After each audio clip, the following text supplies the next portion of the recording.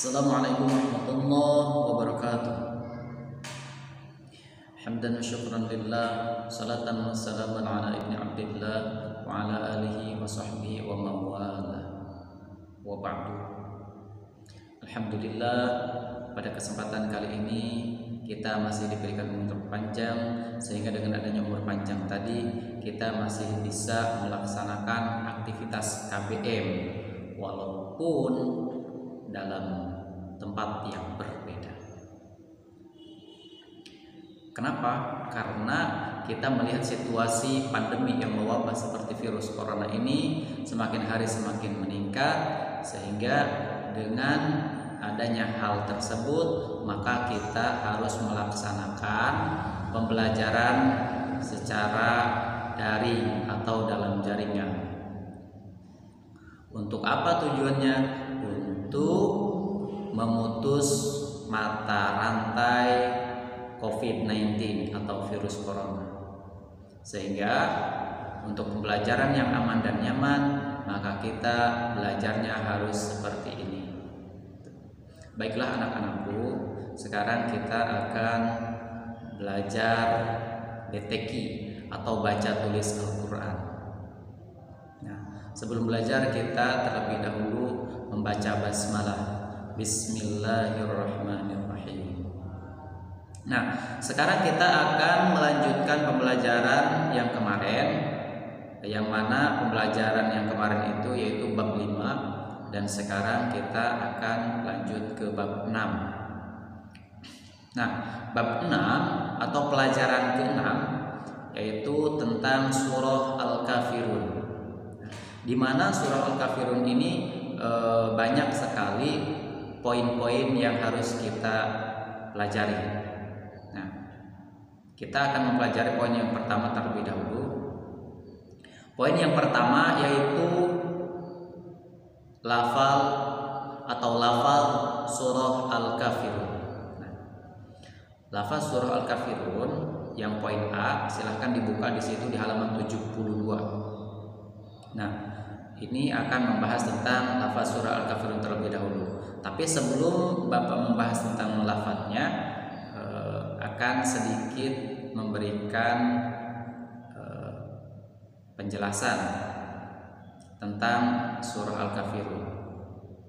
Nah, surah Al-Kafirun ini adalah merupakan surah yang ke-109 di dalam Al-Quran. Jadi urutan 109 itu yaitu surah Al-Kafirun.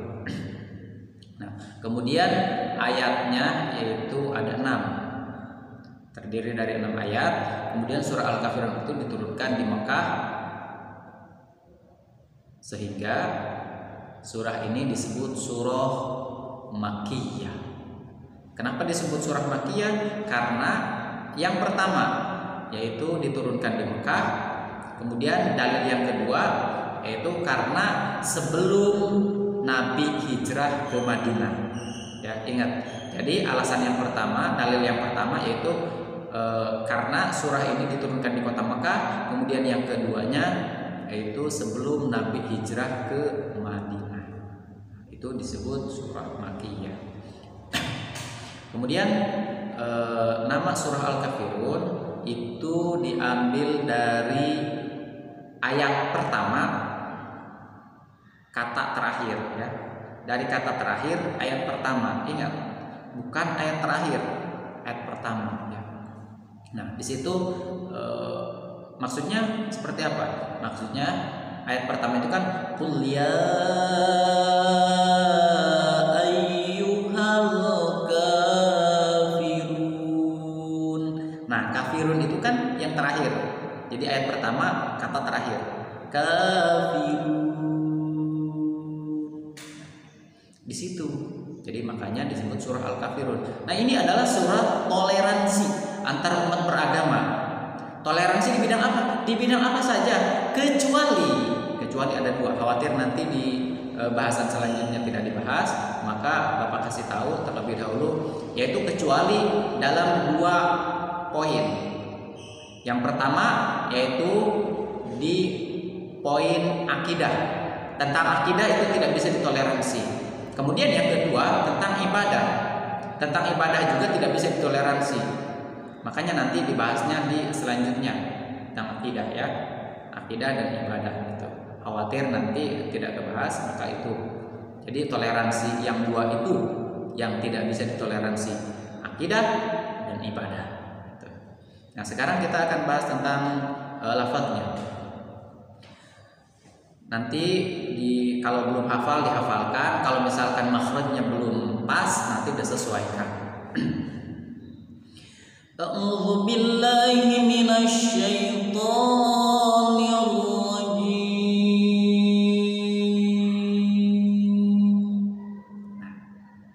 Jim itu bisa 2, bisa 4, bisa 6 gitu ya. Karena itu mad arid disukun. Nanti setiap mad arid disukun yang ada di surah Al-Kafirun itu bisa 2, bisa 4, bisa 6 harokat ya.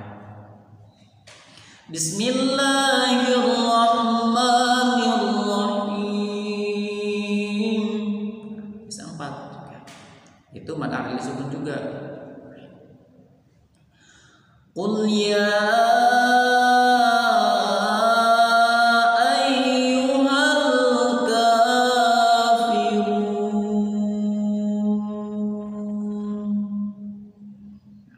bisa 6 ujungnya. Awas, ya itu mad jaiz. Bisa 2, bisa 4, bisa 5 ya. Itu mad jaiz. Kalau ada disebut tadi 2, 4 dan 6. Tuh. Awas, ya itu mad jaiz karena bertemu dengan alif. Maksudnya mad bertemu dengan alif atau hamzah di beda kalimat. Kalau mad wajib di satu kalimat. Okay. La a'budu ma ta'budun. Nah, bisa 4 itu mad arid. Mad arid sukun. Sebenarnya ada itu mad tabi'i tapi berhenti di ujungnya. Kalau misalkan dilanjut itu tidak bisa jadi mad arid, akan tetapi jadi mad tabi'i. La-nya tadi bisa 4, bisa 2, bisa 5. Kemudian selanjutnya ayat ketiga. Wala